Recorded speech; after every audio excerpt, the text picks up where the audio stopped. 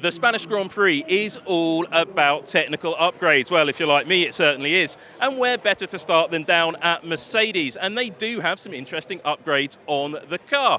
They've adjusted the angle of the front wing end plate ever so slightly, and it leans in a little bit more, and it's just slightly reshaped. It's very hard to tell in photographs, and you can just see how it just bows in a little bit there. Now that change is all to do with just managing the airflow around the front wheels, just making this area work a little bit better. Because managing the airflow around the front wheels is important because of what's behind it, and that's where the real excitement on the Mercedes really is. Down here, Mercedes has introduced an entirely new floor concept, starting with this little flick up at the front, this little sticky uppy bit and the side gurney. They're quite new, but the most important section is this remote element that sticks out from the side of the floor. We've seen a lot of teams try very similar solutions to this, and the reason that teams are doing it is they believe it allows them to run the cars slightly lower to the floor and not suffer as much from that bouncing, that porpoising effect. If this works for Mercedes, it's a really important technical upgrade. And that's not the only place where these upgrades change. Around back to the front of the car, something that's become an increasing trend on the 2022 Formula One cars, you're going to have to come down here and have a quick look, because it's just under the front of the chassis here. Mercedes have added one of these winglets above what we call the T-tray. Now this winglet directly generates downforce, but it also creates a couple of vortexes either side along through the chassis and under the floor.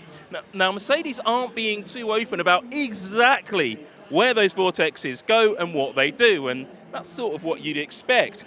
But moving around to the rear of the car, you can see how intricate some of the airflow gets. I'm going to come right round here where the light's a little bit better. There's not enough space to get in here.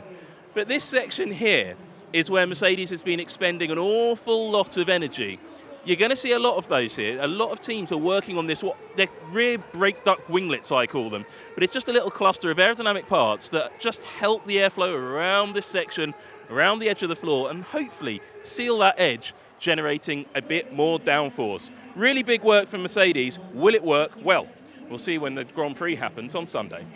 Ferrari, now a lot of attention on this car, not least because of some of the development on the car that's already happened. Starting down here, the front suspension, I'll come around behind it. This section of the front suspension here, these cutouts, were introduced for the last race out in Imola. Now we didn't really talk about it very much, but it's one of the big changes you get to see about the car. And then moving back along the rear of the car, the team have introduced a new floor. There's been a lot of discussion about it. Now, previously, Ferrari had some very different elements along the side of the floor here. Now, they've increased this big hump in the center section. Now, Ferrari won't really discuss in great detail what that does or how it really helps, but we all know the floor development is absolutely critical. We have seen Ferrari try out some different versions of this floor as well, so I think this probably isn't the final version. And the real detail starts up the front here. Now, if you have a look at this section here, some people call these the floor wings or floor edge wings, but this section here is just dropping down before this fence. And what Ferrari have done is they're trying to channel the air differently under the leading edge of the side pods. And that's something that I think a lot of people are going to be looking at. Those floor edges take a long time to develop, and it's super important. Some discussion that they've changed this rear section of bodywork as well, not too sure about that. But super important is looking at the rear wing. Ferrari have changed the rear wing quite significantly from previous races, and this is a higher downforce rear wing. It creates a significant amount more drag, but that suits the circuit, and I'm going to be saying that quite a lot. But high downforce rear wing means the teams are able to use a slightly different DRS actuator here. Now that's a slightly different solution to what we've seen, but the strength is the same. Now down at the back here, this is the last change on the Ferrari that we're going to talk about today, is this cluster of brake duct winglets. It's getting ever more complicated. You can see really clearly just how complicated these parts are becoming.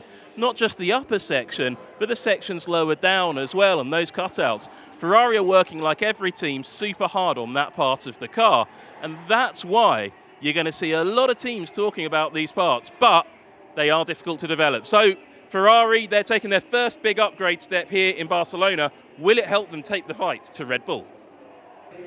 Red Bull Racing, they've brought a few updates here to Barcelona, perhaps fewer than expected, but moving around the front of the car to the mid-section of the floor of the car. This is something a few people haven't picked up on, but down here in the mid-section of the floor, this little flick up here just sort of buckets up the air. Now, a few people speculate that was a camera or a sensor. It's not.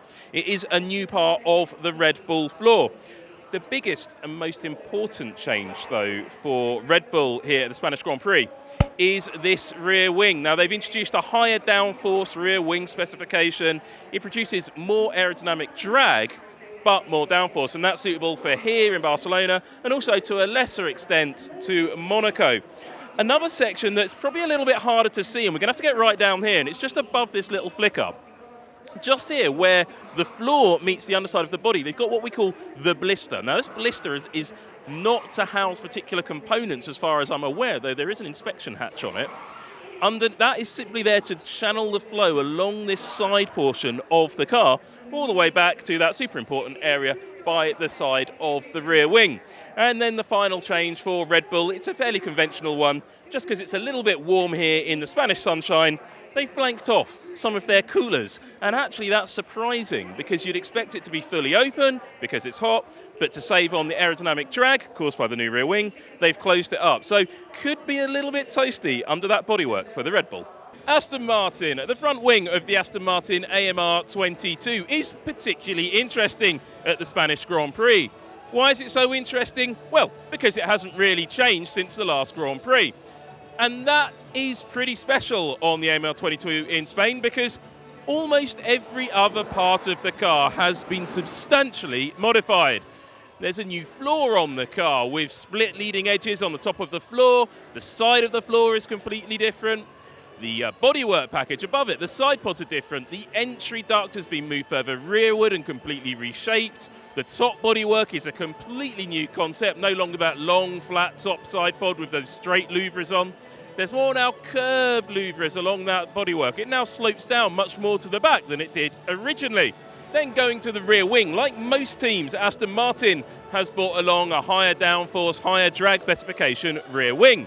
And that's just to suit the characteristics of this track. However, you have probably noticed that some of the design elements of this update package on the Aston Martin AMR 22 do look rather similar to parts of the Red Bull RB18's upgrade introduced in Bahrain. Well, the FIA thought the same when they first saw the design as well, and they decided to investigate the origin of the designs of the parts of the AMR 22 introduced here in Barcelona. Now, this is something that's new for this season.